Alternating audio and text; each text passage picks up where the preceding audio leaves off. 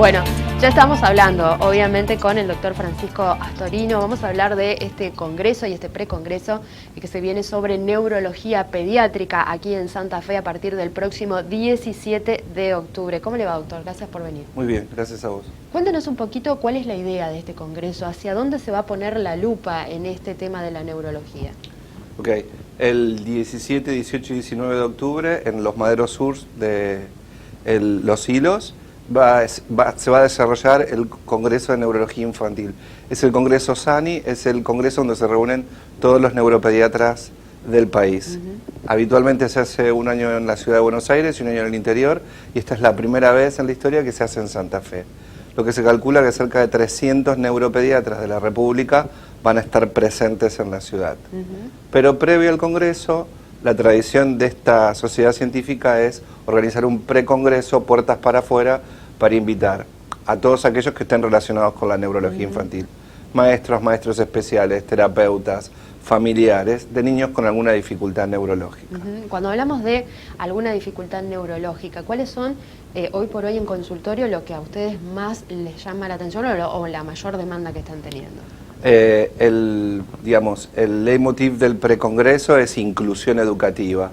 Decidimos que poníamos este título a manera de desarrollar las dificultades que se presentan en la práctica diaria del consultorio.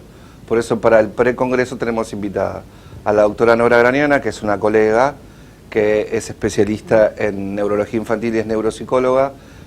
Invitamos a una licenciada en terapia ocupacional, que es la licenciada Borsani, para ver el tema de cómo abordar esto, y a la licenciada Fonseca, que es una magíster en psicopedagogía, que va a hablar acerca de evaluación y de cómo planificar frente a estas dificultades.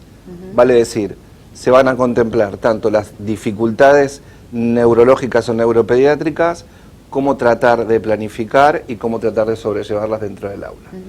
Incluso usted mencionaba el tema del aula como algo prioritario. Más de una oportunidad hemos hablado con familiares, con papás de niños con autismo, y ellos nos dicen que la falla muchas veces no solamente es de los pediatras que no logran detectarlo a tiempo, sino que a veces tampoco se advierte en la escuela esto y se demora en el diagnóstico. La idea es, una vez diagnosticado el problema, que será el punto que tome la doctora Graniana, sea cual fuera la dificultad, sea autismo, sea retraso mental, sea un trastorno del comportamiento, sea un trastorno del aprendizaje, un trastorno del lenguaje, ver qué repercusión esto trae clínicamente en el funcionamiento de este niño en el aula.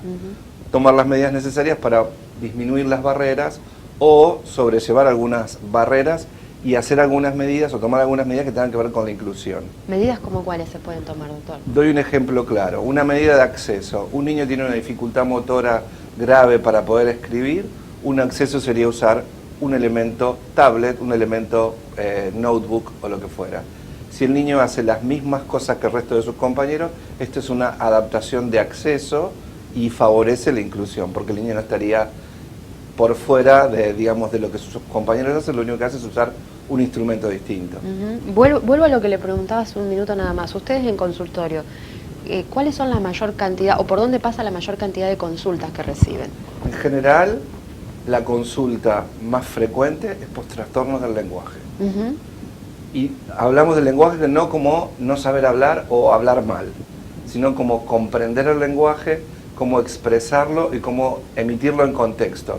El lenguaje es bastante complejo, pero niños que tienen tempranamente dificultades en el desarrollo de su lenguaje y a veces pueden parecer superar esta etapa, cuando abordan el tema educativo en primero o en segundo grado, se encuentran con dificultades del aprendizaje, o sea que este trastorno que fue del lenguaje de raíz se transforma en una repercusión académica a largo plazo. ¿Y cómo se trabaja en el consultorio para superar esta instancia del trastorno? En general, los trastornos no tienen una resolución completa como algunas enfermedades infecciosas. Estos se llevan con uno toda la vida. La idea es establecer una terapia que, en principio, favorezca la comunicación. Si esa comunicación tiene que ver con la comunicación verbal, ver de qué manera ese niño se puede tornar verbal, en el caso del trastorno del lenguaje. Y si eso después trae alguna repercusión en cómo adquirir aprendizajes, se verá cómo se da la vuelta para poner eso en función de aprender. Es una cosa progresiva. ¿Y en el tema del autismo también hay mucha consulta aquí en Santa Fe? El tema del autismo, nosotros tenemos algo que el resto del país no tiene, que es un estudio de prevalencia que hicimos en la Universidad Litoral. Lo completamos hace 2 años, nos llevó 4 a hacerlo. Sabemos que hay entre 1 cada 128 niños con TEA. Eso significa que en la franja etaria que nosotros estudiamos, que son ahora niños que tendrían entre 6 y 7 años, hay 130 niños con autismo o TEA dentro de la ciudad. No es poco. Hablando de inclusión, se ve que hay 130 o 127 niños con esta dificultad en alguna de nuestras escuelas.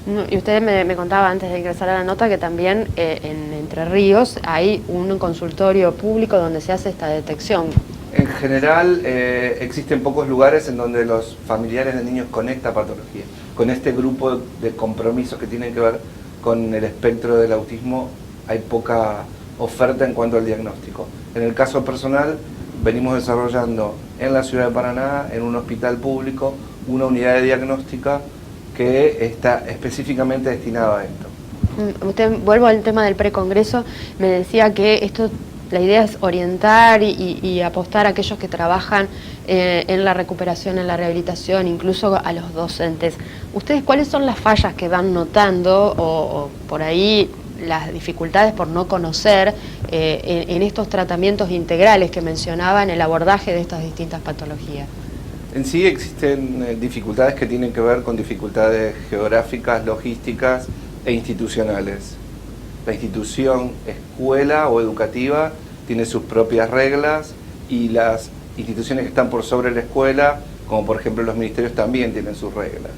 Muchas veces estas reglas y estas disposiciones no permiten la integración o el acople de los terapeutas que vienen, no de la parte pública, sino de la parte privada, porque muchas veces nuestros pacientes o nuestros chicos tienen un grupo de gente con el que trabajan. Entonces, a la dificultad per se que tiene nuestro paciente, se suma la dificultad de coordinación muchas veces de lo que se puede aportar a la institución o inclusive a la persona o las personas que tienen que trabajar con ese niño. Es como una coordinación compleja de llevar a cabo.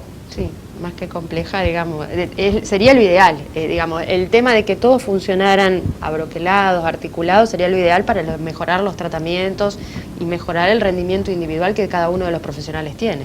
Muchas veces las barreras tienen que ver más con las personas adultas y el respeto a ciertas normas o a ciertas cánones que están implícitos en algunas leyes o en algunas disposiciones, y a veces flexibilizar eso para mejorar alguna de estas acciones sería importante. Doctor, en el congreso en sí de neuropediatría, ¿está prevista la presentación de algunos trabajos de investigación, digamos, que están ahí en ciernes, digamos, para ser probados? El Congreso de Pediatría incluye temarios centrales que son de interés de los neuropediatras. Este año traemos una invitada internacional que va a hablar de epilepsia en los primeros meses de la vida. También los neuropediatras del país que están haciendo investigaciones cada uno en su centro tienen oportunidad de presentarlos. Hay modalidades de plataformas y hay modalidades de pósters donde uno cuenta a sus colegas y se somete a la evaluación de sus colegas a ver si lo que está trabajando es de aceptación o de aprobación del resto de los colegas. En el caso particular nuestro, junto con algunos alumnos de la Facultad de Ciencias Médicas, hemos enviado un trabajo que tiene que ver acerca del conocimiento que tienen los pediatras o los neuropediatras de los trastornos del espectro de autismo y cómo se ve reflejado eso en su velocidad o en su certeza para hacer diagnóstico. Presentamos este trabajo, no sabemos si va a ser aceptado o no, todavía estamos esperando respuesta, pero es un trabajo de los alumnos. ¿Hasta cuándo hay tiempo de inscribirse? Me decía que es fácil, digamos, acceder a esta inscripción. Todos aquellos interesados en el precongreso, sean maestros, maestros especiales, terapeutas de todas las disciplinas, sean fonoaudiólogos, psicopedagogos, psicólogos, terapistas ocupacionales y demás, que me estoy olvidando, padres y familiares de niños con estas dificultades. O sea, todos pueden ir. Todos pueden ir al precongreso y al congreso, pero el objetivo primordial del precongreso es que sea más masivo. El congreso es más propio de una actividad de neuropediatras, por ahí algunos temas quizás no sean del interés de la mayoría, pero al precongreso puede asistir todo aquel que quiera hacerlo, el costo es muy barato, son 500 pesos, y la inscripción se hace por la web. Se hace en la página de SANI, que es sani.org o .org, y directamente entran en eventos, y de eventos van al precongreso y se pueden inscribir. ¿Hay cupo limitado, doctor, en esto? En realidad el cupo lo pone en el lugar donde lo hacemos, por eso requerimos que las personas que estén interesadas se preinscriban. Sin preinscripción es muy probable que lleguen al lugar y no puedan ingresar, simplemente porque si el cupo que ingresó previo a preinscripción está lleno, no va a haber forma de que puedan acceder. Por eso insistimos, es importantísimo que se preinscriban. Usted mencionaba el tema de epilepsia y me quedó dando vueltas y no quiero despedir la entrevista sin preguntarle, porque cuando se habla de epilepsia refractaria, se habla de tratamientos, ¿cannabis sí o cannabis no? Cannabis está en estudio. Cannabis es hoy día una modalidad o un tratamiento más que se está en algunos casos experimentando. En el caso personal, pertenezco al grupo de investigación del Hospital Garrahan, pero las ramas de investigación del interior todavía no se abrieron. Solamente se hicieron las experiencias con los 50 niños que fueron reclutados por el doctor Caraballo en el Hospital Garrahan. De todas maneras, nosotros tenemos en ciernes, y esto es ahí un proyecto de ver qué sucede con el cannabis telúrico, porque en cannabis existe en este momento mucho, digamos, manejo de, digamos que de formulaciones caseras o hechas fuera de las normativas de lo que la farmacología o la farmacoindustria requiere, que nos llevaría a investigar algunas cositas. Y eso es en lo que estamos dando vuelta algunos de nosotros, ¿sí? Muy despacitos, estamos tratando de proyectar algo. Pero por lo menos digamos, ya hay una apertura dentro de los neuropediatras para tratar de incorporarlo. En general, los neuropediatras sabemos que esto existe, sabemos que hay familiares que están ofreciendo cannabis a nuestros pacientes, hay pacientes que lo hacen con anuencia de alguno de nosotros, hay formulaciones que vienen del extranjero, que en este momento con lo que significa nuestra economía son formulaciones muy caras, cerca de los $300 el frasco, así que hay que multiplicar y simplemente uno sabe cuánto es el tratamiento. Tampoco es mucho más barato que alguna de nuestras medicaciones en epilepsia. Pero lo claro es, cannabis es una opción más. En epilepsia hay un rango amplísimo de fármacos, hay tratamientos quirúrgicos, hay tratamientos dietarios y está el cannabis en ciernes. ¿Sí? Hay que apostar a todo, por lo menos a seguir investigando. Con ordenamiento, bajo normas que sean estrictas y tratando de ver que todos los tratamientos tienen sus efectos positivos y sus efectos adversos. Ninguno está libre de esto, ninguna intervención, ni nuestros fármacos, pero los fármacos tienen atrás una historia de protocolos de investigación que dicen esto puede suceder, usted denuncie esto, los tratamientos quirúrgicos dicen esto puede ocurrir, la dieta cetógena tiene también sus complicaciones y no es para toda la vida, y cannabis tiene lo suyo. La desventaja hoy quizás en cannabis es el gran desconocimiento, y lo otro es el desconocimiento de los efectos a largo plazo en cerebros en desarrollo, pues estamos hablando de niños.